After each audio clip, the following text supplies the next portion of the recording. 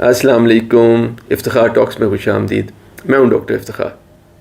دوستو، بواسیر کیا ہے؟ یہ بھی ایک معمہ ہی ہے۔ ہر شخص کے نزدیک بواسیر ایک مختلف علامت کا نام ہے۔ پخانے میں خون آنا، یا پخانہ کرتے وقت پخانے کی جگہ پہ درد ہونا، یا پخانے کی سوراخ یعنی اینس میں سے مسوں یا موقوں کا باہر نکل آنا، یا یہ ہے کہ پخانے والے سوراخ اینس کے ساتھ ایک نیا سوراخ یا ایک نیا دانہ بن جانا، یا پھر پخانے والی جگہ پہ جلن یا سوزش کا ہونا۔ مریض عموماً ان سب علامتوں کو بواسیر ہی کا نام دیتے ہیں۔ جو ہمارے حکیم حضرات ہیں ان کی ایک اپنی کلاسیفیکیشن ہے۔ وہ اس مریض کو جس کو زیادہ خون آنے کا مسئلہ ہو لیکن درد نہ ہو، تکلیف نہ ہو، وہاں پہ کوئی دانہ یا کوئی زخم نہ ہو، اس کو کہتے ہیں کہ یہ خونی بواسیر ہے۔ لیکن اگر خون آنا زیادہ بڑا مسئلہ نہ ہو لیکن اس کے مقابلے میں سوزش، درد، دانہ یا وہاں پہ کوئی زخم بنا ہو، اس کو بادی بواسیر کہتے ہیں۔ حالانکہ حقیقت یہ ہے کہ یہ بواسیر کی 5-6 علامات جن کا میں نے آپ سے ذکر کیا ہے، یہ 15-16 قسم کی مختلف بیماریوں کی وجہ سے ہو سکتی ہیں، اور یہ ساری بیماریاں ایک دوسرے سے مختلف ہیں۔ ان میں سے 4 بیماریاں بہت اہم اور بہت عام ہیں۔ اس لیے ہم آج آپ سے بواسیر کی انہی 4 وجوہات کے بارے میں تفصیل سے بات کریں گے۔ ان میں سے سب سے پہلی تو دوستو ہے خونی موقع یا مسے، جن کو پائلز کہتے ہیں یا میڈیکل ٹرم میں ہیمورائڈز کہا جاتا ہے۔ دوسری فشر ہے، اور تیسری فسچولا، اور چوتھی پخانے والی جگہ کا یا اینل کینال اور ریکٹم کا کینسر ہے۔ اچھا دوستو، اس سے پہلے کہ ہم آگے چلیں میں آپ کو یہ بتاؤں کہ اگر کسی کو بھی ان بواسیر کی علامات میں سے کوئی علامت ظاہر ہو تو ڈاکٹر صاحب کو تشخیص کے لیے لازمی ہوتا ہے کہ وہ مریض کی بات سننے کے بعد اس کی پخانے والی جگہ کا اچھی طرح معائنہ کرے۔ صرف دیکھنا کافی نہیں ہوتا، بلکہ پخانے والی جگہ یعنی اینس کے اندر انگلی ڈالنا، اور انگلی ڈالنے کے علاوہ اندر دیکھنے والا آلہ یعنی پروکٹوسکوپ ڈال کے دیکھنا بہت ضروری ہے۔ اس کے بغیر بواسیر کا صحیح تشخیص اور اس کا علاج ناممکن ہے۔ اچھا، تو اب اس سے صاف ظاہر ہے کہ بواسیر جو ہے وہ ایک پردے والی جگہ کی بیماری ہے۔ اس لیے بہت سارے لوگ، خاص طور پہ جو خواتین ہیں، وہ اس کے بارے میں جھجکتی ہیں اور شرم کرتی ہیں، اور کئی عرصے تک مریض جو ہے وہ اس کا عذاب بیماری کا بغیر کسی کو بتائے جو ہے نا وہ بھگتتے رہتے ہیں۔ یہ کوتاہی سے مریضوں سے ہی نہیں ہوتی، بلکہ جب وہ اپنے ڈاکٹر صاحبان کو دکھانے جاتے ہیں تو بہت سارے ڈاکٹر صاحبان، اور خصوصی جو طور پہ جو ہمارے دوست جی پیز ہیں، وہ بھی معائنہ عموماً درست طریقے سے نہیں کرتے، بلکہ اکثر تو معائنہ کرتے ہی نہیں ہیں۔ بعض اوقات اس وجہ سے کہ وہ ان کو خود بواسیر کے بارے میں زیادہ علم نہیں ہوتا، یا اپنی سستی کی وجہ سے، یا اس وجہ سے کہ ان کے کلینک میں ایسے معائنے کی فیسلٹی یا سہولت مہیا نہیں ہوتی، تو وہ صرف مریض کی بات سن کر کچھ دوائی لکھ کر اس کو دے دیتے ہیں۔ تو اس کے نتیجے میں یہ ہوتا ہے کہ مریض کی تشخیص نہیں ہو سکتی صحیح طور پہ بواسیر کی، اور وہ بہت لمبے عرصے تک بواسیر کی جو بھی بیماری ہے اس کی تکلیف سہتا رہتا ہے، اور اگر خدا نخواستہ یہ کینسر یا اس قسم کی کوئی چیز ہو تو اس کے نتیجے میں پھر ظاہر ہے کہ بیماری جو ہے نا اس کے پھیلنے کا خطرہ ہوتا ہے، اور ہو سکتا ہے کہ وہ لا علاج ہی ہو جائے۔ تو آئیے دوستو، سب سے پہلے اب ہم آپ کو بواسیر کی جو سب سے اہم وجہ اور سب سے کامن وجہ ہے اس کی طرف لے کے چلتے ہیں۔ اس کو خونی موقع یا خونی مسے کہتے ہیں، جس کو انگریزی میں پائلز اور میڈیکل ٹرم میں ہیمورائڈ کا نام دیا جاتا ہے۔ دوستو، بات کچھ ایسی ہے کہ جو ہماری پخانے والی جگہ اینل کینال ہے، وہ جب بند بھی ہوتی ہے تو اس کے اندر تھوڑی سی درز رہ جاتی ہے۔ تو رب تعالیٰ نے یہ مہربانی فرمائی ہے کہ ہم سب کی اینل کینال کے اندر خون کی نالیوں کے 3 گچھے رکھ دیے ہیں۔ یہ گچھے جو ہیں ہیمورائڈل کشن کہلاتے ہیں، اور یہ پیک کر کے اینل کینال کو بند کر دیتے ہیں، تاکہ اگر ہم کسی محفل میں یا 4 لوگوں میں بیٹھے ہوں تو کہیں ایسا نہ ہو کہ ہماری لا علمی میں بلا ارادہ ہی گیس خارج ہو جائے، ہمیں شرمندگی کا سامنا کرنا پڑے۔ لیکن کئی دفعہ یہ ہوتا ہے کہ یہ ہیمورائڈل کشن جو ہے اپنے سائز میں بڑے ہو جاتے ہیں، ٹھیک ہے، اور اگر ان پہ زخم آ جائے تو پھر ان میں سے بلیڈنگ بھی ہونی شروع ہو جاتی ہے۔ تو جب یہ بڑے ہو جائیں گے تو کئی دفعہ یہ اپنی پخانے والی جگہ والی سوراخ میں سے باہر نکل آتے ہیں، تو ہم ان کو کہتے ہیں کہ جی مسے محسوس ہو رہے ہیں یا موقع محسوس ہو رہے ہیں۔ تو ہیمورائڈل کشنز کا بڑا ہو جانا، یا ان میں سے بلیڈنگ ہونا، یا دونوں، تو اس کو ہم خونی مسے یا خونی موقع یا پائلز یا ہیمورائڈ کہتے ہیں۔ تو دوستو، شروع میں تو ایسا ہوتا ہے کہ یہ مسے یا موقع چھوٹے ہی ہوتے ہیں اور اینل کینال کے اندر ہوتے ہیں، ہاتھ لگانے سے محسوس نہیں ہوتے، لیکن بعض کا زخم ہو جائے تو ان میں سے بلیڈنگ ہو سکتی ہے۔ لیکن جیسے جیسے یہ بڑے ہو جاتے ہیں تو یہ اینل کینال سے یعنی پخانے والے سوراخ سے باہر محسوس بھی ہوتے ہیں۔ جب یہ محسوس ہونا شروع ہو تو یہ عام طور پہ زبان کی طرح ہوتے ہیں، نرم ہوتے ہیں، گیلے ہوتے ہیں اور تھوڑے سے لیسدار یا سلائمی ہوتے ہیں، اور ان میں سے بلیڈنگ ہو سکتی ہے۔ اچھا، جو بواسیر کے مسوں میں سے بلیڈنگ ہوتی ہے اس کی خاص بات یہ ہے کہ ایک تو مسوں میں سے آنے والا بلڈ بالکل تازہ اور ریڈ ہوتا ہے، اور دوسرا یہ ہے کہ یہ خون کے ساتھ بعض اوقات مکس ہوا ہوتا ہے اور کئی دفعہ پخانے کے بعد بھی آ جاتا ہے یا پخانے کے اوپر اس کی لائن لگی ہوتی ہے۔ کچھ لوگ تو یہ کہتے ہیں کہ جب وہ زور لگاتے ہیں تو مسا اتنا بڑا، اس کا سوراخ اتنا بڑا ہوا ہوتا ہے کہ ایک باقاعدہ تازہ خون کی دھار کا موڈ میں جاتی ہے، ٹھیک ہے۔ تو اس طریقے سے مسے موقع کے طور پہ بھی پریزنٹ کر سکتے ہیں اور بلیڈنگ کے طور پہ پریزنٹ کر سکتے ہیں۔ اچھا، اب ہم آتے ہیں اس کے علاج کی طرف۔ دوستو، اگر تو مسے چھوٹے ہیں اور ابھی اینل کینال کے اندر ہی ہیں، ٹھیک ہے، باہر سے ہاتھ پہ لگانے سے محسوس نہیں ہوتے لیکن بلیڈنگ کر رہے ہیں، تو عموماً اس قسم کے چھوٹے مسوں لیکن بلیڈنگ کرنے والے مسوں کا علاج خوراک میں کچھ تبدیلیوں سے اور تھوڑی سی دوائی سے ممکن ہے۔ تو ایسے مریض کو یہ چاہیے کہ اپنے خوراک میں جو ہے ایک تو گوشت اور اس کے ساتھ جو گرم چیزیں ہیں، مسالہ جات ہیں، اس قسم کی چیزوں کا، اگر خدا نخواستہ کوئی الکوہل لیتا ہے تو الکوہل بھی اس میں بہت پریشانی کا کاز کرتی ہے، تو ان کا استعمال بند کر دے یا گوشت کو کم از کم کر دے، اور اپنی خوراک میں سبزیوں اور پھلوں اور پانی کا استعمال زیادہ سے زیادہ کرے۔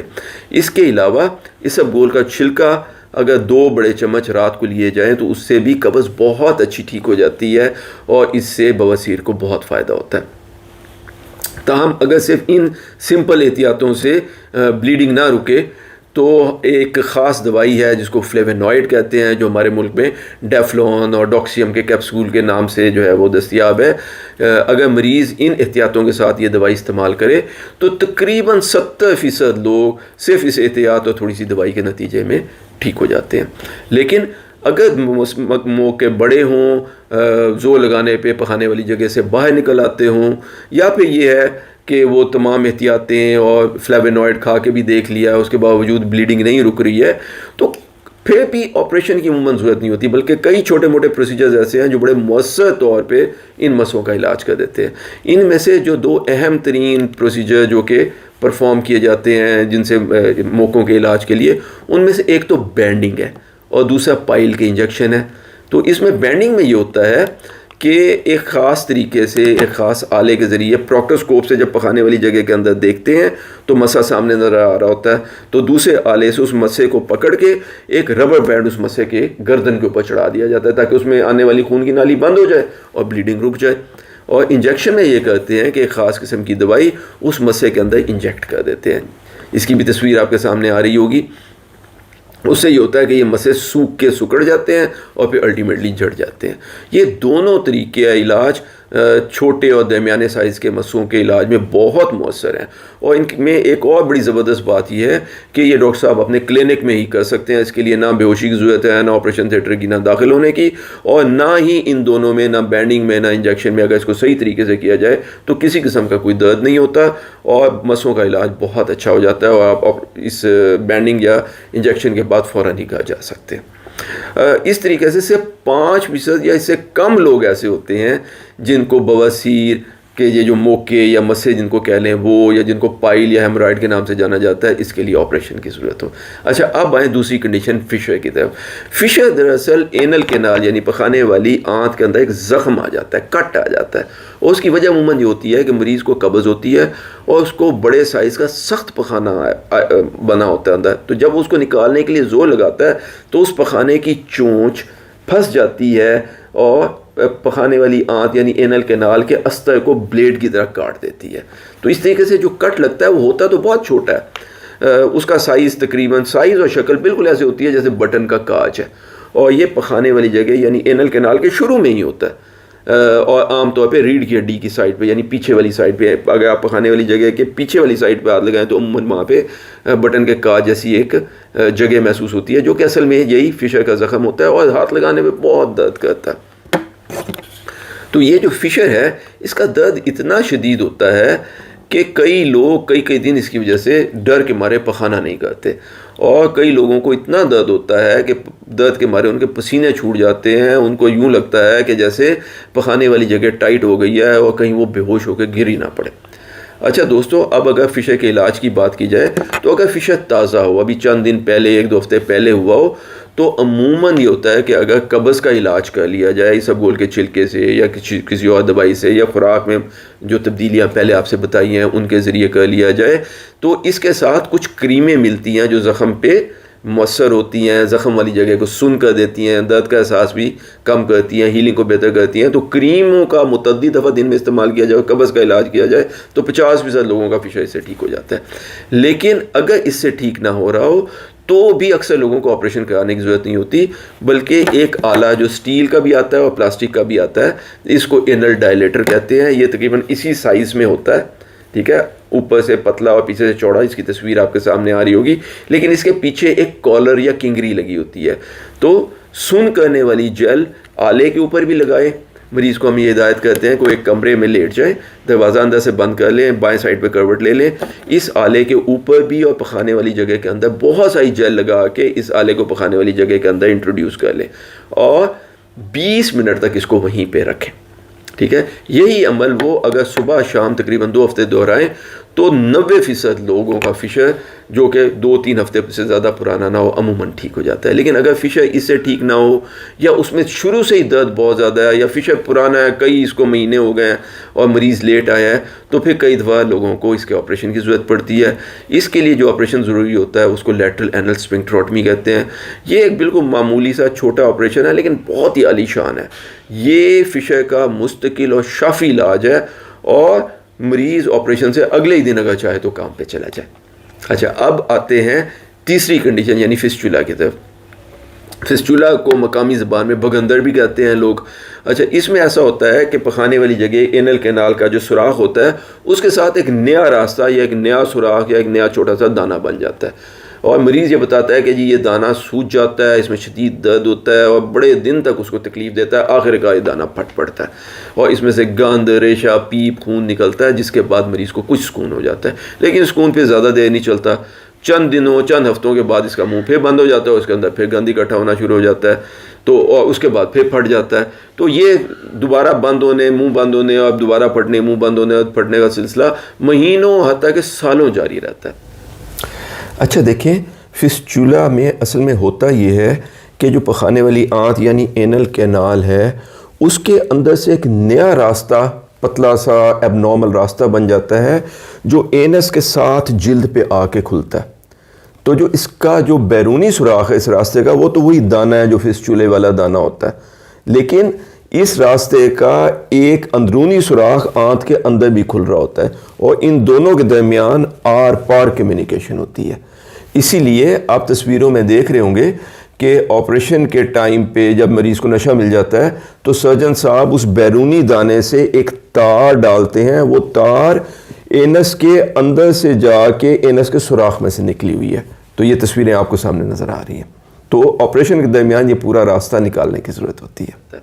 اب فسچولا کے بارے میں سب سے اہم بات جو آپ کو جاننے کی ہے وہ یہ ہے کہ اگر کسی کو ایک دفعہ فسچولا بن جائے تو یہ کبھی دوائی سے ٹھیک نہیں ہو سکتا. مریض کو لازماً اس کا آپریشن کرانے کی ضرورت ہے. یہ تو ہو سکتا ہے کہ جب دانے پہ سوزش ہو تو آپ درد کی کوئی دوائی اپنی تکلیف کے لیے لے لیں، لیکن کوئی دوائی، کوئی اینٹی بایوٹک، معاف کیجیے گا، کوئی اینٹی بایوٹک اس کو ٹھیک نہیں کر سکتا. مریض کو لازماً اس کا آپریشن کرانے کی ضرورت ہے. اور اگر اس کے آپریشن میں بہت زیادہ ڈیلے کیا جائے تو پھر اس کا نقصان یہ ہوتا ہے کہ جہاں پہ اینل کینال کے ساتھ ایک دانہ بنا ہوتا ہے وہاں کچھ عرصے بعد دوسرا، تیسرا، چوتھا منہ جو ہے نا بننا شروع ہو جاتا ہے، جس کا مطلب ہے کہ اس کا جو آپریشن ہے وہ اس کے ساتھ زیادہ مشکل اور زیادہ پیچیدہ ہونا شروع ہو جاتا ہے. اچھا دوستو، اب آخر میں ہم آپ سے ذکر کریں گے پخانے والی جگہ اور پخانے والی آنت یعنی اینل کینال اور ریکٹم کا کینسر. یہ کینسر ظاہر ہے ایک بہت خطرناک بات ہے. اب یہ اینل کینال کے اوپر بھی ہو سکتا ہے، سکن یعنی سرفیس کے اوپر، اور اس کے اندر بھی ہو سکتا ہے. زیادہ یہ اندر ہی ہوتا ہے، بہت کم باہر ہوتا ہے. لیکن اگر یہ باہر ہو تو ہاتھ یا انگلی سے مریض کو زخم کی شکل میں محسوس ہوتا ہے. یہ زخم باقی جلد سے تھوڑا سا ابھرا ہوا، اور یہ جگہ زخم والی سخت ہوتی ہے، اور ہاتھ لگانے پہ اس میں سے بلیڈنگ ہوتی ہے. اور اگر یہ باہر آپ کو مریض کو محسوس ہو رہا ہے تو اس میں درد بھی عموماً کافی سارا ہوتا ہے. لیکن اگر یہ آنت کے اندر ہے تو پھر یہ ظاہر ہے سنجے پہ ہاتھ لگانے پہ محسوس نہیں ہوتا، لیکن دیگر علامات پیدا کرتا ہے. اس کی سب سے اہم علامات 3 ہیں. سب سے پہلی بات تو وہی ہے کہ جب پخانے والی جگہ آنت کے اندر یہ زخم ہے تو جیسے میں نے بتایا یہ زخم بلیڈنگ کرتا ہے تو پخانے کے ساتھ خون آنا شروع ہو جاتا ہے. یہ خون پخانے کے ساتھ لگ کے بھی آ سکتا ہے, پخانے کے اوپر ایک لکیر بھی لگی ہو سکتی ہے, اور یہ بھی ہو سکتا ہے کہ مریض جب پخانہ کرتا ہے تو اس کے بعد تقریباً 1-2 چمچ کے برابر خون جو ہے وہ چھپک کر کے جو ہے کموڈ میں گر جاتا ہے. اس کو سپلیش ان دا پین بھی کہتے ہیں. تو دوسری جو بڑی اہم جو بات ہے, لیکن بہت زیادہ مقدار میں بلیڈنگ جیسا کہ اس کے پائل کے موقع میں ہوئی تھی کبھی نہیں ہوتی ہے. تو دوسری جو اہم علامت ہوتی ہے وہ یہ ہوتی ہے کہ مریض کی پخانہ کرنے کی جو ہیبٹ ہوتی ہے, مثال طور پہ ایک مریض یہ کہتا ہے کہ جی میں دن میں نارملی صبح اور شام 2 دفعہ پخانہ کرتا ہوں, کہتا ہے جی مجھے قبض ہونی شروع ہو گئی ہے, میں اب دن میں 1 دفعہ یا دوسرے دن جا کے پخانہ کرتا ہوں, وہ بھی مجھے بڑا زور لگانا پڑتا ہے, پخانہ سخت آتا ہے اور اس میں بلڈ ہوتا ہے. تو یہ جو قبض اور بلڈ کا جو مکسچر ہو جاتا ہے نا, یہ دونوں علامتیں ملتی ہیں, بہت خطرناک بات ہے. اور اس کے ساتھ کبھی کبھی وہ یہ کہتا ہے کہ کبھی ایسا بھی ہوتا ہے کہ قبض کے ساتھ ایک دم کسی دن خون اور لیس سے ملا ہوا پتلا پخانہ بھی آ جاتا ہے. اچھا, ایک تیسری علامت جو ہو سکتی ہے کچھ مریضوں کو جن میں کینسر تو آنت کے اندر ہو, کینسر کا پھوڑا, لیکن ہو نیچے کر کے نا, تو اس میں یہ ہوتا ہے کہ مریض کو ہر وقت یہ حاجت ہوتی رہتی ہے کہ جیسے اس کو پخانہ آ رہا ہے. تو اصل میں تو وہ کینسر کا پھوڑا ہے جو آنت میں محسوس ہو رہا ہوتا ہے, اس کو لگتا ہے, مریض کو لگتا ہے کہ یہ پخانہ ہے, لیکن پخانہ کرنے پہ وہ خارج نہیں ہوتا. تو مریض کو ہر وقت ایک حاجت ہوتی ہے, پخانہ کرنے کے باوجود بھی اس کی تسلی نہیں ہوتی ہے. تو پیارے دوستو, آپ نے دیکھا کہ بواسیر کی یہ جو علامتیں ہیں یہ متعدد بیماریوں میں ہیں, ٹھیک ہے, اور ایک معمولی سے موقع اور فشر سے لے کے کینسر تک کسی بھی علامت کی نشاندہی کر سکتی ہیں. اس لیے ہماری آج کی ویڈیو کا حاصل کلام یا ٹیک ہوم میسج یہ ہے کہ اگر کسی کو بواسیر کی ان 5 علامتوں میں سے کوئی علامت بھی ظاہر ہو جائے تو اس کو چاہیے کہ وقت ضائع کیے بغیر کسی اچھے سرجن سے رابطہ کرے. لیکن ایک اور بات بھی میں آپ کو بتاؤں کہ اگر آپ نے ڈاکٹر صاحب کو دکھایا ہے, لیکن ڈاکٹر صاحب نے آپ کی بات سن کے آپ کی پخانے والی جگہ کا نہ تو معائنہ کیا ہے, نہ اس میں انگلی ڈال کے محسوس کیا ہے, نہ ہی وہ جو دیکھنے والا آلہ ہے جس کو پروکٹوسکوپ کہتے ہیں وہ ڈال کے آپ کا معائنہ کیا ہے, تو پلیز آپ کی درست تشخیص نہیں ہوئی ہے. یہ کافی معائنہ نہیں ہے, آپ کو لازمی طور پہ کسی دوسرے ڈاکٹر صاحب سے رابطہ قائم کرنے کی ضرورت ہے. تو دوستو, ہماری دعا ہے کہ اللہ آپ سب کو اپنے حفظ و امان میں رکھے. اگر آپ کو ہماری یہ ویڈیو پسند آئی ہو تو اسے لائک کیجئے, ہمارے چینل افتخار ٹاکس کو سبسکرائب کریں اور بیل آئیکن دبانا نہ بھولیے گا تاکہ اگلی ویڈیو کی نوٹیفیکیشن فوراً آپ تک پہنچ جائے. اپنا اور اپنے آس پاس کے لوگوں کا بہت خیال رکھیے. اللہ ہم سب کا حامی و ناصر ہو. السلام علیکم ورحمۃ اللہ وبرکاتہ.